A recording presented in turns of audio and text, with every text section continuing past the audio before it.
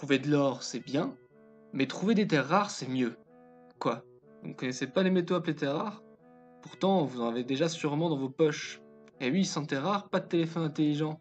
En plus, des terres rares, on en trouve aujourd'hui dans quasiment tous les domaines, que ce soit dans l'énergie avec les éoliennes et les voitures électriques, en médecine dans les lasers ou encore en agriculture dans les engrais.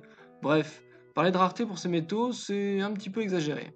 C'est d'autant plus exagéré que nous-mêmes sommes exposés à absorber et à accumuler à l'intérieur même de notre corps de plus en plus de terres rares dans les années à venir.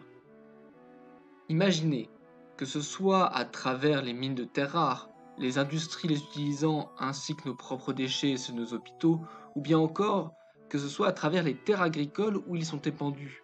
Le cycle de l'eau, et les phénomènes comme la pluie plus particulièrement, et le ruissellement de celle-ci, entraînent un transfert des terres rares dans l'eau, puis dans les milieux aquatiques, et potentiellement jusque dans nos robinets. Pour autant, y a-t-il un risque pour notre santé? C'est la question à laquelle tente de répondre mon projet de doctorat. Et quel meilleur cobaye pour évaluer ce risque que les premiers organismes exposés à ces potentiels contaminants, à savoir les organismes aquatiques, comme ce crustacé de quelques millimètres que vous voyez ici et qui se nomme Daphne.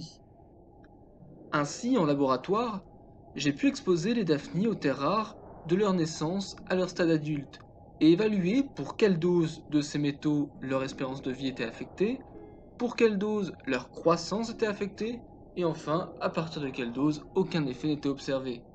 Mais mon projet de recherche ne s'arrête pas là. Je me suis aussi intéressé à savoir comment les terres rares se distribuaient à l'intérieur des cellules de mes organismes. Pourquoi? Car c'est seulement lorsque les métaux s'accumulent dans certaines composantes dites sensibles des cellules que des effets sont observés. Donc regarder comment les terres rares se distribuent à l'intérieur des cellules de mes organismes permet d'avoir un premier indice de la toxicité de ces derniers.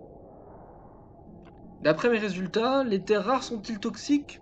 Oui, mais à des doses très supérieures à celles que l'on a pu mesurer jusqu'ici dans la nature. Pour autant, il faut rester prudent. Il est encore difficile d'estimer comment la contamination en terres rares des milieux naturels va évoluer dans le futur. De plus, rien ne dit que les terres rares ne puissent entraîner d'autres effets que ceux mesurés lors de mon projet.